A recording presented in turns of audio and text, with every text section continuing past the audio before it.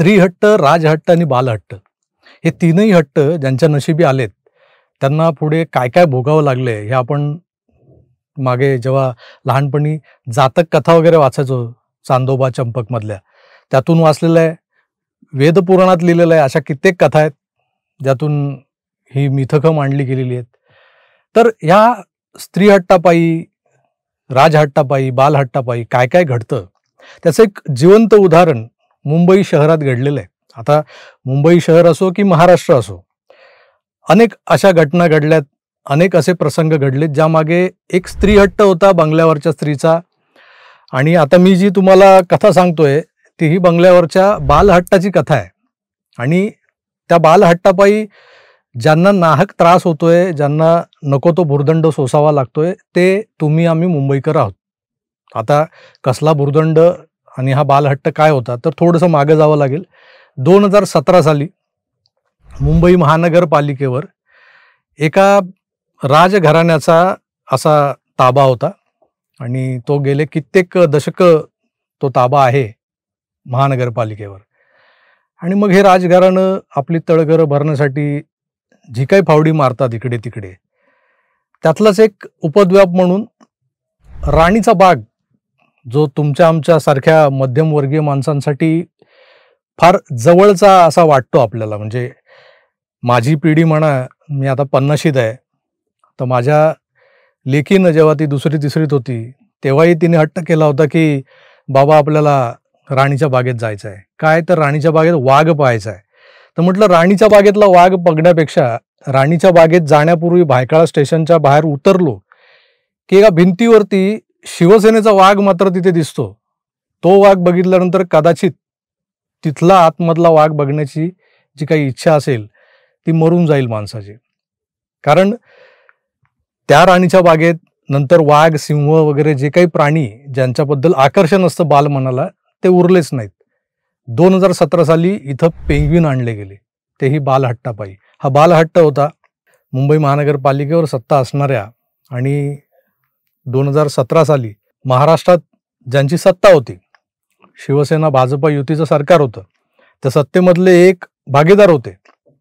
त्या भागीदार पक्षाच्या राजपुत्राचा हट्ट होता.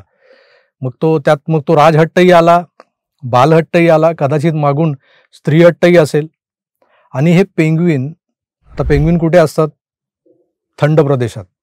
तिथून ते म्हणजे जिथे मायनस काहीतरी तापमान असतं तिथून हे पेंग्विन आणले गेले. मुंबईसारख्या उष्ण दमट वातावरणात ते पेंग्विन टिकणार होते का? तर त्यांना टिकवण्यासाठी मग तसं वातावरण निर्माण केलं गेलं. यासाठी जो काही बक्कळ खर्च केला गेला त्याच्यामध्ये अनेकांचे कट होते, अनेकांचे खिसे भरले गेले, अनेकांची तळघरं देखील भरली गेली.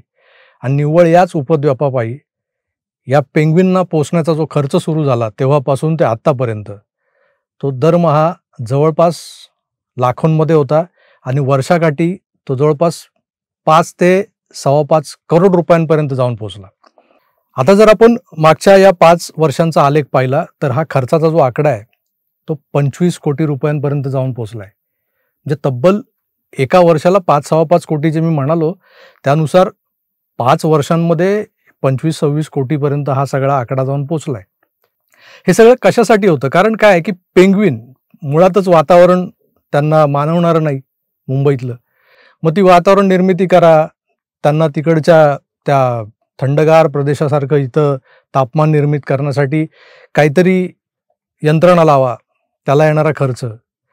मग ते खातात, त्यांचं जे खाद्य असतं तेही वेगळं असतं, मग त्यासाठी वेगळा खर्च. असे सगळे खर्च केल्यानंतर पेंग्विनचं जे आकर्षण आहे, जे जनसामान्यांमधलं मध्यमवर्गीय आणि सामान्य कनिष्ठ मध्यमवर्गीय कुटुंबातल्या ज्या मुलामुलींना, लहानग्यांना, अगदी थोरा मोठ्यांनाही, आता वाघ सिंह बघून बरेच झाले, पेंग्विन बघू चला असं म्हणत बऱ्याच पिकनिक नंतर राणीच्या बागेकडे वळल्या. पण राणीच्या बागेची जी प्रवेश फी आहे ती दरमानशी जर आपण मोजली तर भलेही शनिवार रविवार तुडुंब गर्दी राणीच्या बागेच्या बाहेर रांगा लागलेल्या असतील, चांगला महसूल गोळा होत असेल, तरी तो हा खर्च भरून काढण्या इतपत नव्हता. आणि हे आता एका माहितीच्या अधिकार कार्यकर्त्याने टाकलेल्या अर्जावर दिलेलं उत्तर जे आहे प्रशासनाकडून त्यात हे उघड झालेलं आहे. आले ते 2017 साली, तेव्हा 7 की 8 पेंग्विन होते. त्यातलं एक मरता मरता वाचलं की मेलं, असं काहीतरी बातमी आली होती. मग असं झालं की ही नर मादी जोडी असल्यामुळं पुढे यांची प्रजननाचा जो काळ असतो तशी यांची संख्या वाढत गेली. आता ते 21 झालेत. म्हणजे 7 पेंग्विनला पोसण्यासाठी जो खर्च लागत होता तो आता कितीने वाढलाय त्याची आकडेवारी करा. माझं गणित थोडंसं कच्चं आहे.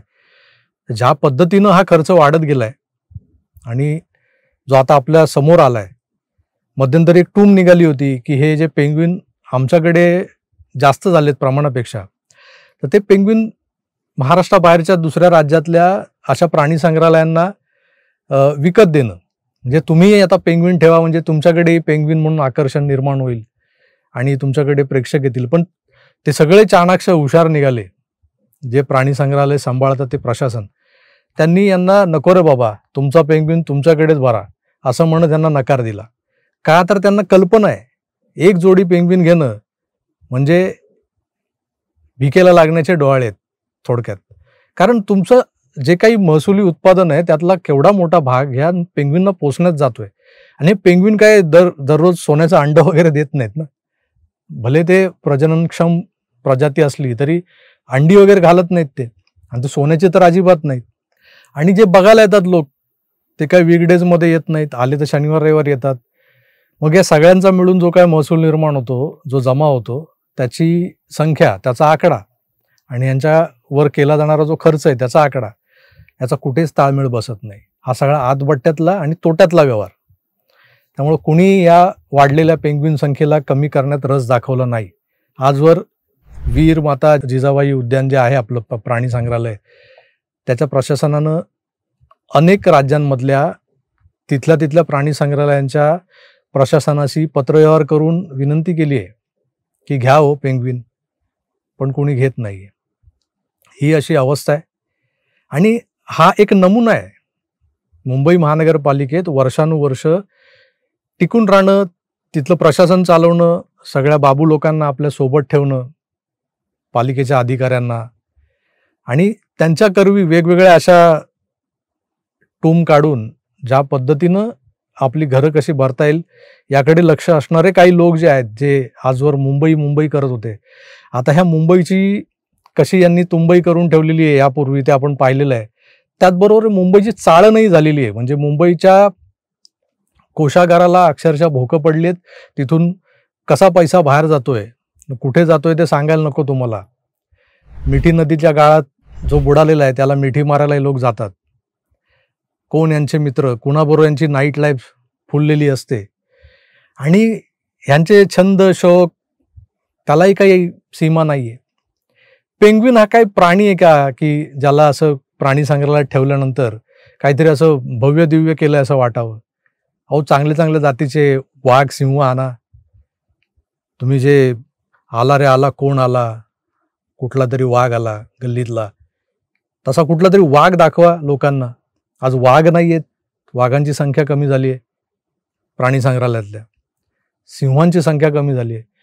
म्हणजे इक्का दुक्का आहे, ते हिंडताना दिसतात आणि त्यांच्याकडे आमच्या पोराबाळांनी बघून म्हणायचं की हा, this is a lion, this is a tiger. इंग्रजी बोललो ना.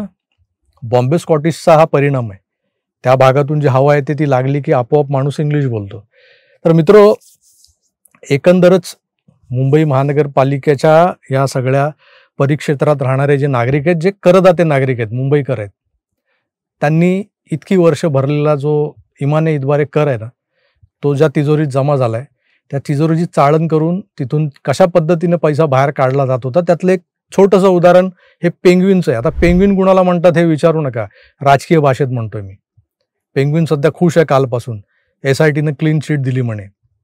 त्याच्या मागे एक भलतं बोलं मोठं राजकारण आहे, त्यावरही आपण बोलणार आहोत. पण सध्या मुंबई महानगरपालिकेला लुबाडणाऱ्या या पेंग्विनची कथा ही मी तुम्हाला थोडक्यात सांगितली.